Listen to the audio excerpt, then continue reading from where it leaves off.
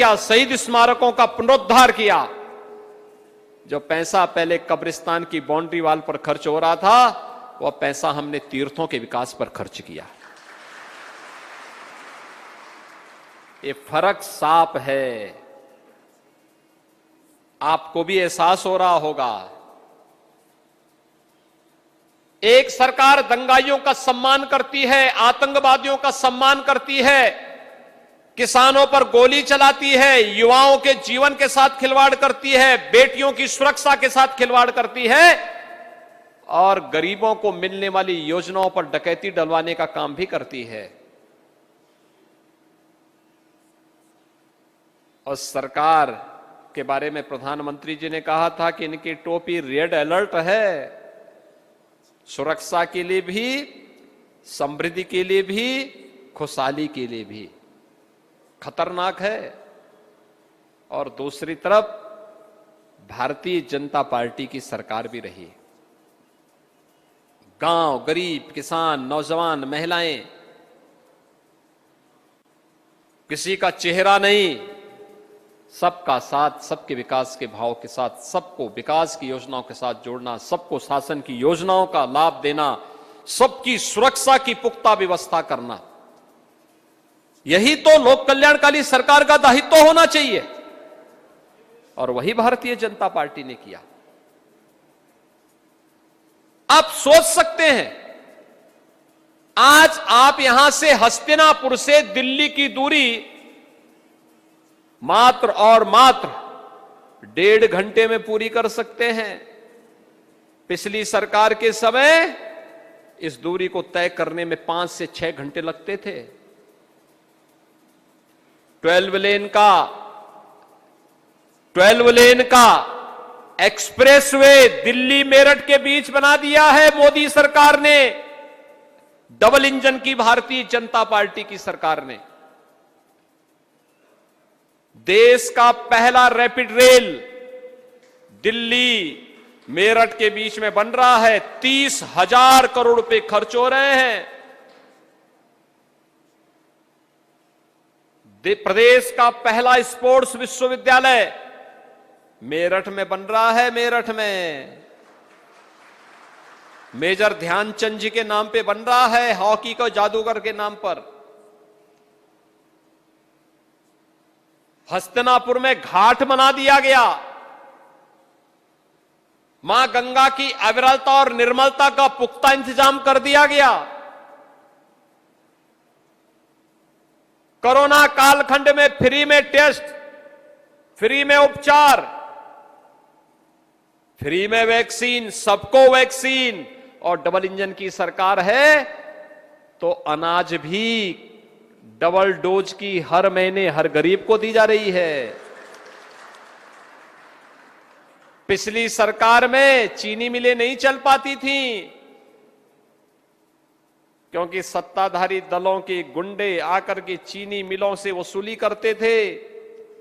पिछले 5 साल में आपने देखा होगा गन्ना किसानों का 1,56,000 करोड़ रुपए से अधिक का गन्ना मूल्य का तो भुगतान किया ही किया। अब 12 से 16 दिन के अंदर गन्ना किसानों का करंट सीजन का गन्ना मूल्य का भुगतान भी हो रहा है। जितना पिछली सरकार का प्रदेश का कुल वार्षिक बजट था उतना हम किसानों के खाते में डाल चुके हैं। भाइयों बहनों, ये फर्क आपको साफ दिखाई दे रहा होगा और इसीलिए मैं आज आपके पास आया हूं आपसे कहने के लिए। मैं यही कहने के लिए आया हूं, भारतीय जनता पार्टी ने विकास का ये जो डबल इंजन की सरकार ने जो कार्य किए हैं, रैपिड रेल, एक्सप्रेसवे, घाटों का निर्माण, तीर्थों का विकास, युवाओं के लिए नौकरी, महिलाओं की सुरक्षा, अन्नदाता किसान के कर्ज माफी से लेकर के उसकी उपज का दाम देना, या फिर प्रधानमंत्री किसान सम्मान निधि। अकेले मेरठ जनपद में 1 लाख किसानों का कर्ज माफ हुआ था। और मैं हस्तिनापुर की जब बात कर रहा था तो अकेले हस्तिनापुर विधानसभा क्षेत्र में 54,000 किसानों का को प्रधानमंत्री किसान सम्मान निधि में 6,000 रुपए हर वर्ष मिल रहे हैं। वृद्धजनों को, निराश्रित वृद्धजनों को वृद्धावस्था पेंशन, विधवा महिलाओं को विधवा पेंशन, दिव्यांगजनों को दिव्यांग पेंशन हर वर्ष 12,000 रुपए देने का कार्य हमारी सरकार कर रही है। और नहीं तो ये सब पैसा समाजवादी पार्टी के गुंडों के पास चला जाता था। ये सब पैसा हड़प जाते थे जी। आपके टैक्स का पैसा, वही पैसा उनके पास जाता था और फिर दिन भर गुंडागिर्दी करते थे, बेटियों की सुरक्षा के साथ खिलवाड़ करते थे, अराजकता फैलाते थे, दंगा करवाते थे, अव्यवस्था फैलाते थे। और इसलिए भाइयों बहनों, आज हम सब आपके पास आए हैं कहने के लिए, ये जो फर्क साफ है, भाजपा विकास कराती है, सुरक्षा की गारंटी देती है, गरीबों के लिए घर बनाती है, बिजली का कनेक्शन फ्री देती है, राशन फ्री उपलब्ध करवाती है, स्वास्थ्य बीमा का कवर कराती है, महिलाओं को नौकरी और बेटियों की रोजगार की व्यवस्था सुनिश्चित करती है, सबको सुरक्षा, सबको सम्मान के भाव के साथ कार्य करती है। यही तो भारतीय जनता पार्टी है। और जब चुनावी समर हो, यही आह्वान करने के लिए आए हैं। हमारी सरकार ने प्रदेश में 5 वर्ष में 43 लाख गरीबों को एक एक आवास दिया। अगर 2003 से लेकर 2017 तक 14 वर्ष के सपा, बसपा और सपा, इन तीनों के कार्यकाल को जोड़ दिया जाए तो भी इतना आवास प्रदेश के अंदर गरीबों को नहीं मिला है जितना हमने 5 साल में दे दिया है। गन्ना किसानों का 2003 से 17 के बीच में 14 वर्ष में जितना गन्ना मूल्य का बकाया नहीं दिया गया, उससे ज्यादा गन्ना मूल्य का बकाया, गन्ना मूल्य का भुगतान हमारी सरकार ने मात्र 5 वर्ष में कर दिया है। किसानों को उनकी उपज का दाम जितना 2003 से 2017 के बीच में 14 वर्षों में नहीं कर पाए, उससे ज्यादा पैसा गन्ना प्रदेश के किसानों का उनके खाते में पैसा भेज करके हमने उनके उतना भुगतान उनको किया है। पेंशन की राशि हो, अनुसूचित जाति, जनजाति, पिछड़ी जाति, सामान्य जाति या किसी भी जाति समुदाय का कोई युवा है जिसको स्कॉलरशिप मिलनी है, स्कॉलरशिप की राशि जितना पहले मिलती थी उससे कई गुना ज्यादा वर्तमान में हम लोग प्रदेश के युवाओं और छात्रों को दे रहे हैं। 1 करोड़ युवाओं को टैबलेट भी दे रहे हैं। आज लोग कहते हैं फ्री में बिजली देंगे। अरे तुम तो बिजली ही नहीं देते थे। मैं पूछना चाहता हूं, क्या समाजवादी पार्टी की सरकार में बिजली आती थी क्या? तो ये लोग क्यों फ्री फ्री करते हैं? जब देना ही नहीं तो फिर फ्री का मतलब क्या होता है? क्योंकि इनको तो अंधेरा अच्छा लगता है, अंधेरे में रहने के आदी हैं। एक कहावत है, चांदनी रात चोरों को अच्छी नहीं लगती।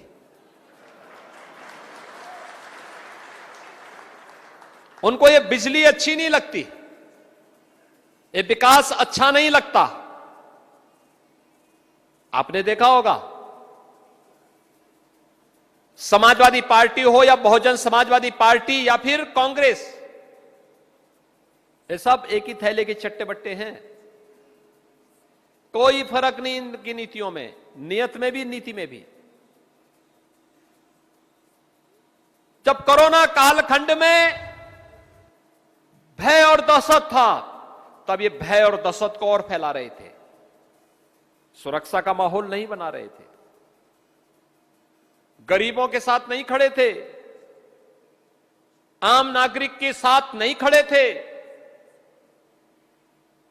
भय का माहौल बना रहे थे, गलत सूचनाएं देकर के भयाक्रांत कर रहे थे समाज को। इनमें से एक भी नेता कोरोना कालखंड में बाहर नहीं निकला था। मैं आज भी यहां आने के पहले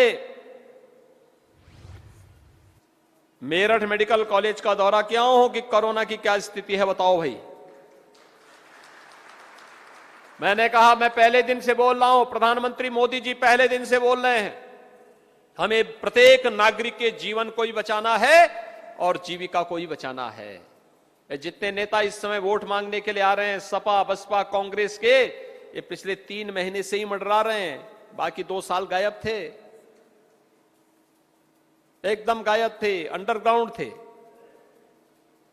कहीं पता ही नहीं था। जो आपके सुख दुख में सहभागी नहीं हो सकता, क्या आपका हितैषी हो सकता है क्या? जो लोग आपको बिजली नहीं देते थे, क्या वे फ्री में बिजली देंगे क्या? जो लोग स्वयं सुरक्षा के लिए खतरा बने थे, क्या उनसे कोई उम्मीद करते हैं क्या? और जिन लोगों ने मुजफ्फरनगर में गौरव और सचिन नाम के 9 युवकों की निर्मम हत्या करवाने के लिए उन दंगाइयों को सम्मान किया था, क्या वे दंगा मुक्त प्रदेश बना पाएंगे क्या? भाइयों बहनों, इनकी संवेदना न गांवों के विकास के लिए है, न गरीब के कल्याण के लिए है, न बेटियों की सुरक्षा के लिए है, न नौजवानों के रोजगार के लिए है, और न अन्नदाता किसानों की खुशहाली के लिए है। इनकी संवेदना केवल माफिया और दंगाइयों को बचाने के लिए है। और भाइयों बहनों, दंगाई और माफिया को बचाने के लिए जब प्रदेश सरकार का बुलडोजर इन दंगाइयों पर चलता है, इन माफियाओं पर चलता है, तब इनको पीड़ा होती है। ये बुलडोजर चलना चाहिए ना? सब लोग खुश हैं? तो 10 मार्च के बाद फिर भाइयों बहनों, 10 मार्च के दिन फैसला कर लीजिए। फैसला होना चाहिए। भारतीय जनता पार्टी की डबल इंजन की सरकार ने 43 लाख गरीबों के लिए मकान बनाए, 2 करोड़ 61 लाख गरीबों के घरों में शौचालय दिया, 1 करोड़ 43 लाख गरीबों को फ्री में बिजली के कनेक्शन दिए, 1,21,000 गांवों में विद्युतीकरण का कार्य संपन्न किया, 1 करोड़ 56 लाख गरीबों को फ्री में रसोई गैस के कनेक्शन दिए, 9 करोड़ गरीबों को 5 लाख रुपए की स्वास्थ्य बीमा का कवर दिया, 15 करोड़ गरीबों को फ्री में राशन की सुविधा महीने में 2 बार दी जा रही है, 1 करोड़ वृद्धावस्था, विधवा पेंशन और दिव्यांगजन पेंशन 1 करोड़ लोगों को प्रदेश के अंदर 1,000 यानी 12,000 रुपए सालाना उपलब्ध हम लोग करवा रहे हैं। 2 करोड़ 54 लाख किसानों के खाते में 6,000 रुपए सालाना प्रधानमंत्री किसान सम्मान निधि उपलब्ध करवाई जा रही है। हमने इसलिए नहीं ये दी कि हम चुनाव में इसके नाम पे वोट मांगेंगे, नहीं, ये हमारा दायित्व था। हमने कहा था, जो कहा था सो करके दिखाया है। हम तो केवल एक बात कहने के लिए आए हैं। अगर आपको लगता है कि भारतीय जनता पार्टी की डबल इंजन की सरकार ने अच्छा किया है, और अगर आप चाहते हैं थानों का संचालन कोई हिस्ट्री शीटर न करे, अपराधी गले में तख्ती लटकाकर ऐसे ही चलते रहे, मौत की भीख मांगती रहे, जान की भीख मांगते रहे। अगर आप चाहते हैं दंगाइयों पर इसी प्रकार का शिकंजा कसा रहे, अगर आप चाहते हैं कि विकास इसी रफ्तार से आगे बढ़ते रहे, अगर आप चाहते हैं कि नौजवानों को रोजगार इसी प्रकार से मिलता रहे, अगर आप चाहते हैं बेटियों की सुरक्षा इसी प्रकार से पुख्ता व्यवस्था सुनिश्चित हो सके,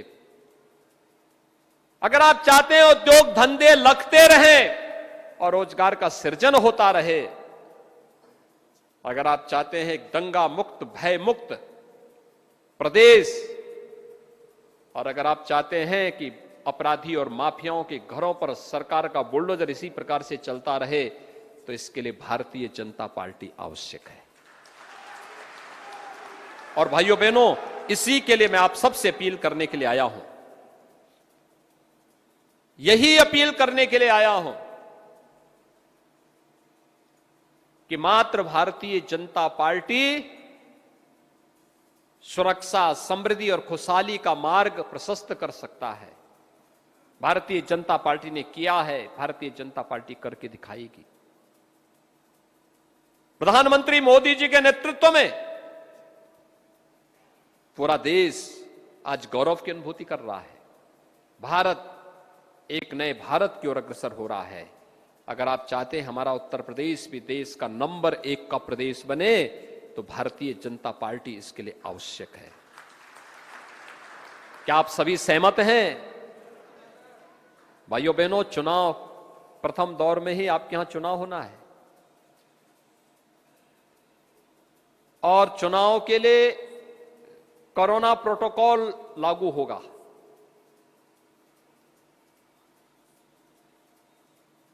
हो सकता बड़ी रैली ना हो पाए, यद्यपि हमारा प्रयास है कि हम कोरोना को अगले 7 दिन के अंदर कंट्रोल करके फिर जैसे हमने दंगाइयों को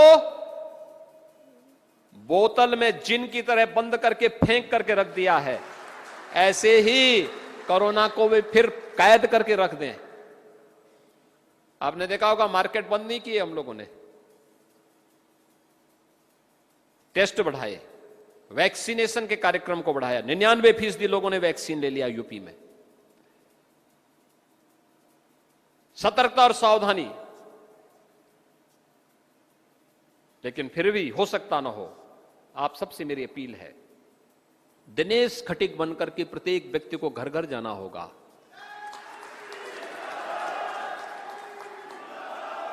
कमल का फूल लेकर के घर घर जाना होगा और चुनाव के दिन सुबह मतदान प्रारंभ होने के साथ भाइयों बहनों, मतदान केंद्र में जाकर के सबसे पहले मतदान और फिर जलपान, इसके लिए तैयार होना होगा। इसके लिए अपने आप को तैयार करना होगा। पहले मतदान और फिर ये प्राथमिकता के आधार पर आपके पास स्मार्टफोन होगा, आप वहां पर सोशल मीडिया प्लेटफॉर्म पर होंगे, फेसबुक पर होंगे, व्हाट्सएप पर होंगे, इंस्टाग्राम पर होंगे, किसी भी अन्य प्लेटफॉर्म पर आप सक्रिय होंगे। टेलीफोन भी कर सकते हैं, आपके नातेदार रिश्तेदार जहां कहीं भी होंगे, मेरठ जनपद में, मेरठ के बाहर मुजफ्फरनगर में, बिजनौर में, आसपास के कहीं भी, गाजियाबाद, हापुड़, बागपत, कहीं भी, उन सब के पास एक संदेश भेजने की आवश्यकता है कि उत्तर प्रदेश को नंबर 1 का प्रदेश बनाने के लिए भाजपा आवश्यक है। क्या आप सभी सहमत हैं? सभी लोग दोनों हाथ उठा करके मेरे साथ बोलेंगे, भारत माता की, भारत माता की, भारत माता की।